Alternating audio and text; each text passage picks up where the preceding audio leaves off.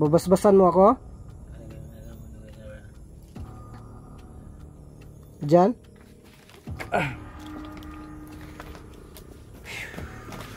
Sige.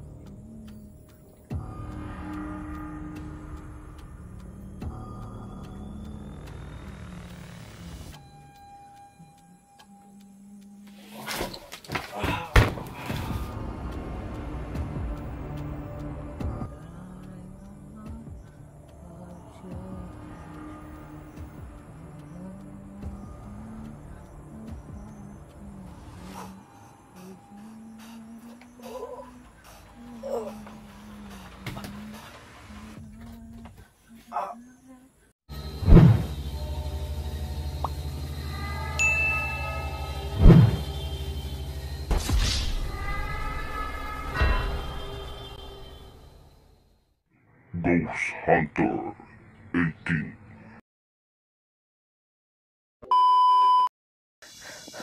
So yun mga idol, papunta tayo doon sa babalik tayo doon sa kubo ng ni Adam. Ang lakas ng ni Adam ha.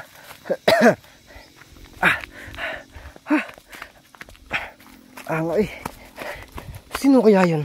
At bakit wala akong nakikita kahit ang mangkukulam ay hindi ko nakita ang kanyang pag-atake maliban sa napansin ko na malakas na kapangyarihan na biglang nakapalakit sa katawan ko. Buti na lang nandyan si Adam. So grabe yung mangkukulam ngayon. Adam.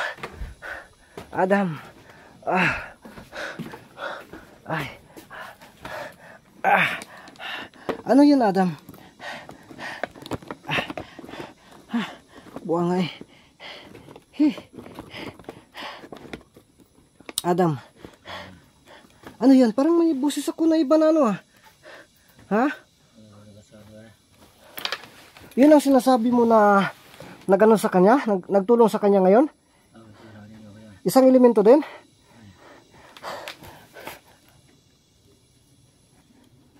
Ha?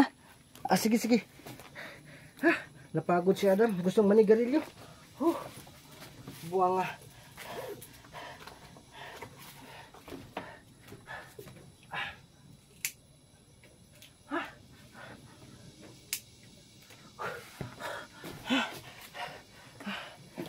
Kalata oy. Kapuya. Salamat talaga Adam ha. Sige, tapusin mo yan. Mamaya na tayo mag-usap. Tingnan ko muna yung paligid ha. Tapusin mo muna yan.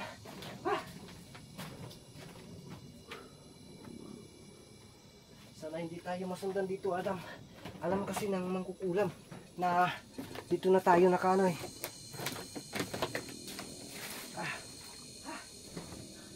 Tapusin mo lang yan Adam.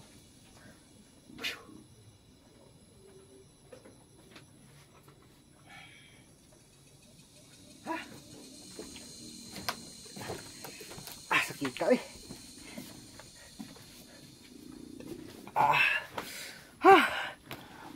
Salamat talaga sa pagligtas mo kanina ha.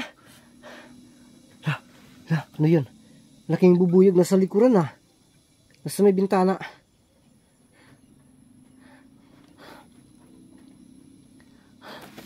Buti napansin mo kagad Adam.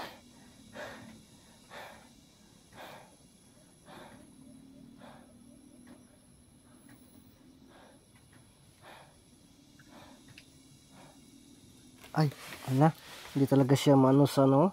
Iba ba yung lasa ng puti? Kasi kanina hindi mo talaga inubos. Pula talaga yung ano mo. So, nang gawin ko dyan, dalhin ko na lang pauwi sa bahay or dyan lang yan. Pagtitsagaan mo lang. Pagtsagaan ko lang. Pagtsagaan mo lang.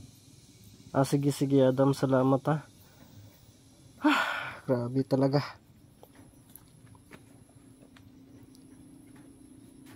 Na umuulan oh. Kanina sinasabi ko na ano, ngayon paulan na talaga oh. Yun oh, ayaw talaga niya, hindi ba nga naubos oh. Ang taas pa nito mga idol, hindi talaga naubos na. Okay. Iyan na natin dito.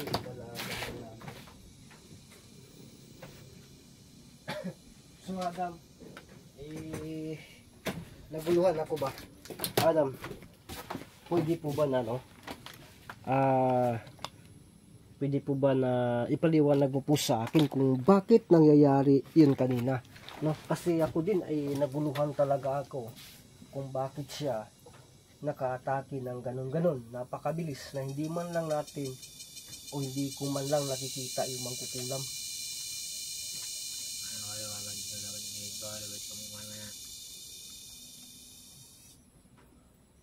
Yun mga idol, tulad ng ano, sabi niya no, kanina na dahil daw yan sa bago na nagprotekta sa mangkukulam, no? Kaya ganun ang nangyayari. Adam, ano po ba yung klaseng elemento na yun? O sino ba yun? No, bakit napakalakas din niya, no? Na, at saka may narinig tayong busis kanina, Adam, no? Narinig ko talaga yung busis niya na at sino siya?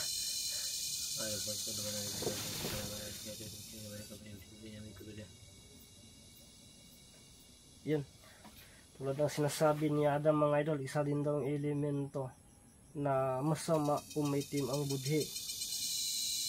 So parang naalala ko tuloy nung una ang nagsunog po, naalala ko yung busis mga idol, yung naalala nyo po, yung naalala ko tuloy yung sinunog yung punso ni kaibigang Haring Solomon bago siya tuluyang hindi na nagpaparamdam. Ano din yun eh, diwinding itim din yun, Adam.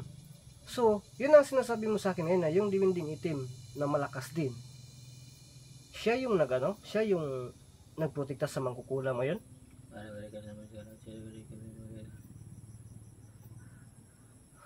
Oh my goodness, kaya pala ang hirap na.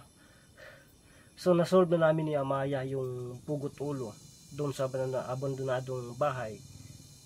Ngayon na naman nakahanap siya ng paraan. Bakit po? Bakit ang bilis niya makahanap ng paraan?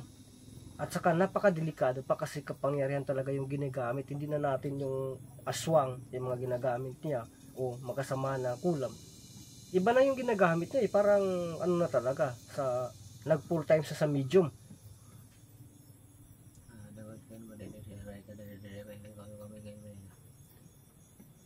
Totoo po ba yun, Adam?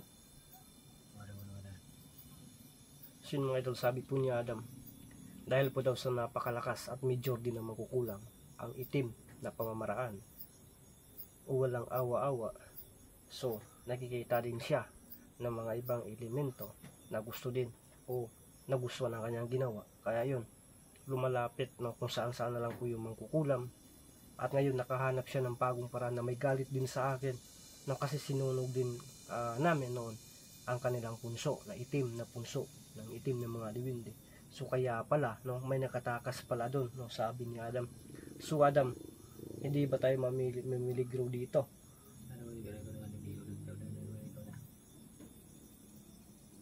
Ika, sabi ko niya siya na po daw yung bahala sa sarili niya dito. At least nakagalaw na daw siya ngayon ng maayos para daw bumabalik na po daw yung lakas. At sabi, ano yung sabi mo kanina?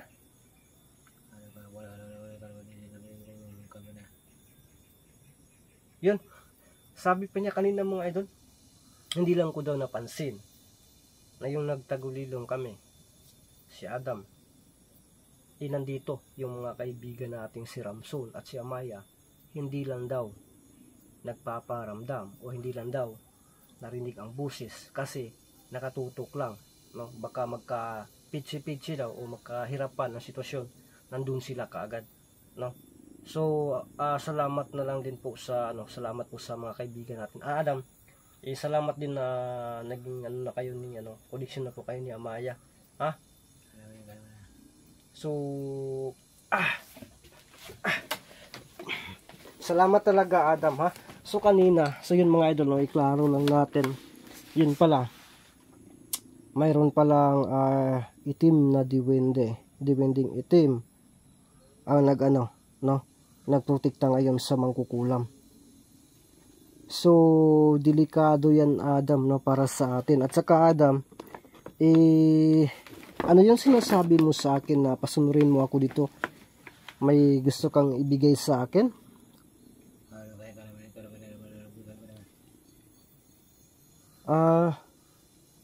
So yun mga idol, ang sabi ni Adam, nakikita kasi na delikado ako.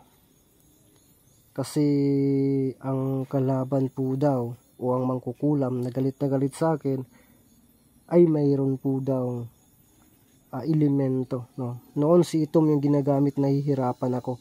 Mas lalo daw akong mahirapan ngayon. So ano yung gusto mong ibigay sa akin?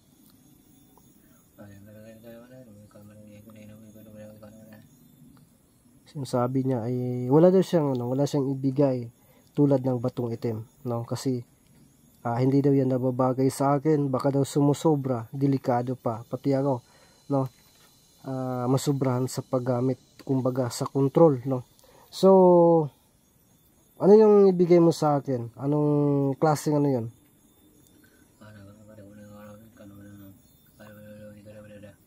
So yung mga idol, sabi niya ang ibibigay niya po sa akin ay isang basbas kung saan sakto lang din po sa kakayahan ko, no. So sige, basta hindi lang yan makasisira at makukontrol ko lang, ha. Ang purpose niyan is ano lang, sa mangkukulam talaga. Okay, sige, pwede. So ano man yan, anong gawin ko, no? Lalapit ako dyan, ha? Babasbasan mo ako?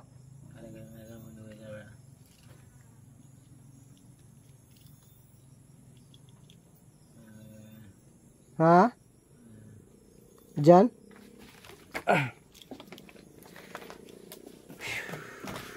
Sige.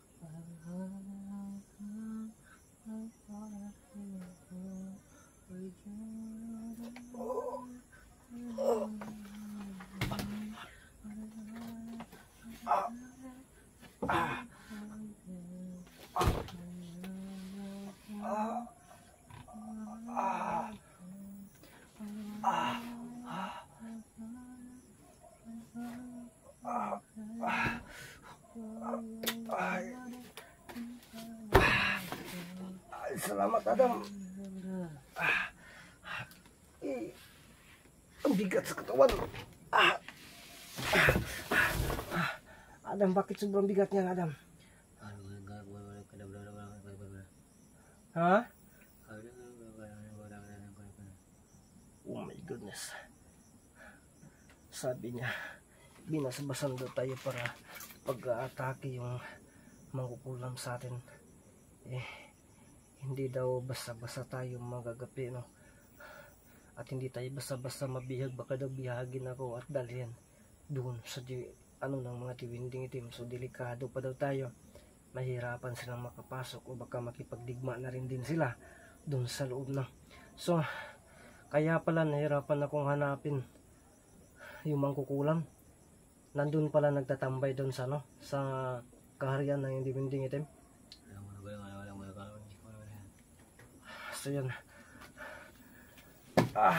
Anong klaseng basbas yun?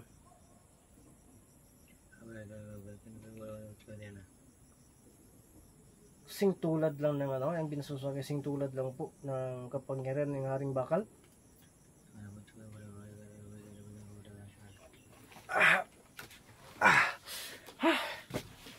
So yun.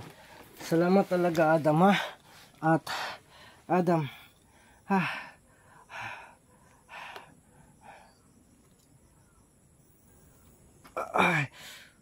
Uy, Adam, nasan ka na Adam? Adam, nasan ka na? Adam? Nandiyan ka pa ba? Adam? Adam, nasan ka? Bakit nawala ka dyan sa harapan? Adam? Bakit nawala ka dyan sa harapan? Ako'y magpapasalamat din. Medyo bumigat yung ulo ko. Ay, tura. Ako po'y uwi na. Baka maabutan ako ng ulan. Ha? Malamig yung hangin, no? Tsaka yun, may basbas na naman tayo. So, medyo lang siguro yan, no? Babay na, Adam, ha? Ako po'y magpapaalam na, ha? Sige, sige. Diyan na lang yan. Sige. Salamat talaga. Ay, mga idol. Bigat. So yan, uwi tayo kasi mag-ano pa tayo eh. Ay ka. So yan mga idol, uwi na lang muna tayo, no? So yan, maraming salamat talaga sa kaibigan natin. Sabi niya lang, Adam, nandito daw kanina. Ano yan? Hup! Diba? Itim na bubuyog. Dalawa. Pero umiwas sa atin Sabi na Adam, nandito daw yung mga kaibigan natin kanina. Nakamasid lang. Dito talaga Diwinding itim pala.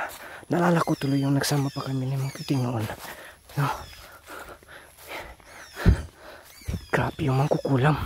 So ang gawin natin, uwi tayo doon. Balik tayo. Pero mag-ingat lang tayo.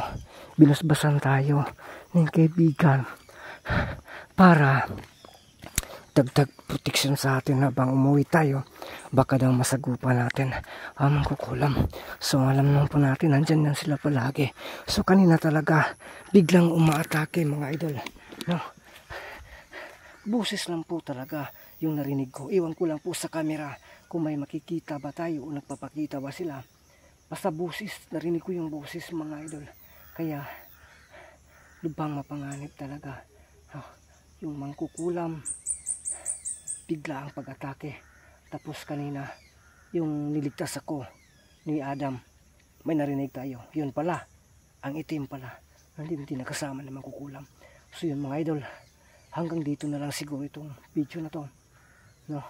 Off na lang muna tayo. Kaulano na din mga idol, tingnan nyo po yan, kaulano na din, no? So yan, so kita-kita na lang po tayo sa natin mga upload ng mga picture.